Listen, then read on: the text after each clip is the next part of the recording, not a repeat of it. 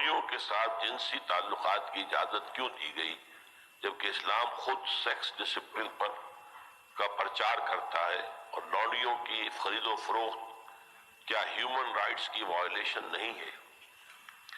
یہ مسئلہ ذرا ٹیڑھا ہے۔ ایک تو یہ کہ لونڈیوں کے تصور کو صاف کر لیجئے کہ اسلام میں صرف وہ لونڈی جائز ہے جو خالص اسلامی جہاد کے نتیجے میں پرزنرز آف وار کی حیثیت سے آپ کے پاس آئے۔ یہ نہیں ہے کہ کسی آزاد لڑکی کو، عورت کو پکڑا اور اسے زبردستی جو ہے وہ کہیں بیچ دیا اور وہ غلام ہو گئی، یا جیسے کہ امریکنوں نے کیا تھا کہ ہزاروں ویسٹ افریقن کنٹریز سے یہ حبشیوں کو پکڑا اور ان کو لے جا کے وہاں پر جو ہے منڈیوں میں بیچ دیا۔ یہ نہیں، یہ جائز، حرام، بالکل حرام۔ البتہ ایسی اگر شکل ہے کہ جنگ ہو رہی ہے آپ کے اور کفار کے مابین، اب اس میں جو پی او ڈبلیوز آ گئے ہیں، دو راستے ہیں، یا تو کنسنٹریشن کیمپس میں رکھیں گے انہیں، وہ آپ کی معیشت پر بہت بڑا بوجھ ہو جائے گا، اور پھر ان کی زندگی بھی اب نارمل ہوگی۔ وہاں نہ مرد کے لیے کوئی امکان ہے کہ کوئی اس کی جو ہے طبیعت کے اور جنسی تقاضے پورے ہو سکے، نہ عورت کے لیے امکان ہے۔ اس کے لیے اسلام نے تجویز کیا کہ انہیں معاشرے میں تقسیم کر دیا جائے، ڈسپرس کر دیا جائے۔ معاشرے میں جائیں گے وہ کسی کا غلام بن گیا ہے، کسی کی لونڈی بن گئی ہے۔ اب ان کو حکم دیا گیا جو خود کھاتے ہو وہ انہیں کھلاؤ، جو خود پہنتے ہو وہ انہیں پہناؤ، اور ان سے اگر کوئی سخت کام لینا ہو تو اس میں خود بھی شریک ہو جاؤ۔ انہیں یہ احساس نہ ہو کہ چونکہ ہم غلام ہیں تو ساری سختی ہم پر ہی ہے۔ اور ان کے لیے بھی پھر یہ کہ نیکی کے کاموں کے اندر یہ ہے کہ ان کو آزاد کر دینا، یہ بڑی نیکی کا کام ہے۔ کوئی مرد کہتا ہے صاحب میں اتنے 1000 روپے آپ کو دے دوں گا محنت کر کے، کمائی کر کے، آپ مجھے آزاد کر دیں، اسے مکاتبت کہتے ہیں۔ یہ معاہدہ ہو سکتا ہے اور آپ کو اس کا معاہدہ قبول کرنا ہوگا۔ پھر وہ لونڈیاں جو ہے وہ پھر ان مالکوں کے تصرف میں آتی ہیں۔ وہ منکوحہ بیویاں نہیں ہیں، دو کیٹیگریز علیحدہ ہیں جو ہم نے پڑھ لیا ہے سورہ معارج میں بھی اور سورہ مومنون میں بھی۔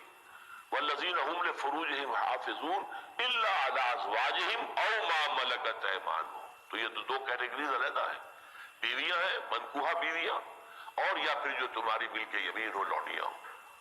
میں نے بتایا کہ ملک یمین اگر اس کے ہاں بچہ ہو گیا تو اب وہ ام ولد ہے، آپ اسے بیچ نہیں سکتے، وہ اب آپ ہی کے ہاں رہے گی۔ اور جہاں تک اس کے بچے کا تعلق ہے وہ آپ کی منکوحہ بیوی سے جو بچہ ہوگا اس کے بالکل برابر ہوگا، اس کی کوئی بھی حیثیت جو ہے اس سے کمتر نہیں ہے۔ وہ بچہ آپ کا ہے، آپ کی لونڈی کا نہیں، آپ کا بچہ ہے۔ اسی طرح بچہ چاہے منکوحہ سے ہے تو وہ منکوحہ کا نہیں، آپ کا ہے۔ یہاں تو ابن کے ساتھ بات چلتی ہے، بنت کے ساتھ نہیں چلتی۔ کس کا باپ کے حوالے سے بات چلتی ہے بات۔ تو اس اعتبار سے حل کیا گیا اس مسئلے کو ایک خاص انداز میں، اور اس انسٹیٹیوشن کو ختم نہیں کیا گیا۔ قرآن مجید میں جیسے تدریجاً شراب حرام کر دی گئی، تدریجاً سود حرام کیا گیا، اسے بھی حرام کیا جا سکتا تھا بالآخر، لیکن نہیں کیا گیا۔ اس کی وجہ کیا ہے؟ میرے خیال میں یہ ہے کہ اس دنیا کے آخری دور میں جس کا اب آغاز ہو رہا ہے، خالص اسلامی جہاد بھی ہوگا، کفار کے ساتھ جنگیں ہوں گی، مقابلے ہوں گے، اور اس میں پرزنرز آف وار کے لیے یہ راستہ جو ہے کھلا رکھا گیا ہے تاکہ اس وقت جو ہے سچویشن صحیح تو طریقے پر اس کو حل کیا جا سکے۔ ھذا ما عندی والعلم عند اللہ۔ یہ بھی ہو سکتا ہے کہ کسی کی لونڈی، آپ ہی کی ایک لونڈی بھی ہے اور ایک غلام بھی، آپ ان دونوں کے اندر شادی کرا دیتے ہیں، اب وہ میاں بیوی ہو گئے، اور یہ کہ اب آپ پر حرام ہے وہ بیوی، وہ جو لونڈی ہے، آپ اس کے ساتھ کوئی جنسی تعلق نہیں رکھ سکتے۔ آپ نے اجازت دے دی تو گویا کہ اپنے حق سے آپ دستبردار ہو گئے، آپ نے غلام کے نکاح میں اسے دے دیا۔ اس میں البتہ یہ ہے کہ پھر ان کی اولاد جو ہوگی وہ غلام ہی ہوگی، باپ بھی غلام ہے، ماں بھی غلام ہے، تو ان کی اولاد غلام ہوگی۔ یہ انہی کی اولادیں ہیں کہ جو ہمارے معاشرے کے اندر آپ کو معلوم ہونا چاہیے کتنی بلندی تک پہنچی ہے۔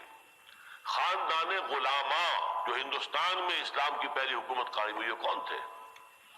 قطب الدین ایبک غلام تھا، شمس الدین التتمش غلام تھا، غیاث الدین بلبن بہت زبردست حکمران تھا، روب و تاب والا، غلام تھا۔ یہ غلام خاندان تھا، خاندان غلامہ کے نام سے آپ نے ان کی تاریخ پڑھی ہے۔ اور اس وقت مصر میں بھی ممالک کی حکومت تھی. مملوک کہتے ہیں غلام کو, ملکیت ہوتا ہے وہ اپنے آقا کی. تو ممالک کی حکومت تھی بہت بڑی. تو ان کو, اور پھر ہمارے یہاں بڑے بڑے ائمہ ہیں غلام کہ جن سے جو بڑے خلفاء ہوتے تھے ان کے بچے بھی ان سے تعلیم حاصل کرتے تھے, تو ان کی جوتیاں سیدھی کرتے تھے, آپس میں لڑتے تھے. یہ مامون الرشید اور امین الرشید دو جو بیٹے تھے ہارون کے, وہ آپس میں لڑتے تھے کہ اپنے استاد کی جوتی میں سیدھی کروں گا, وہ کہتا میں سیدھی کروں, حالانکہ وہ غلام ہوتا تھا. تو یہ اسلام نے سٹیٹس دیا ہے انہیں, اور بہت ہی خوبصورت انداز میں اپنے معاشرے میں ابزارب کر دیا ہے.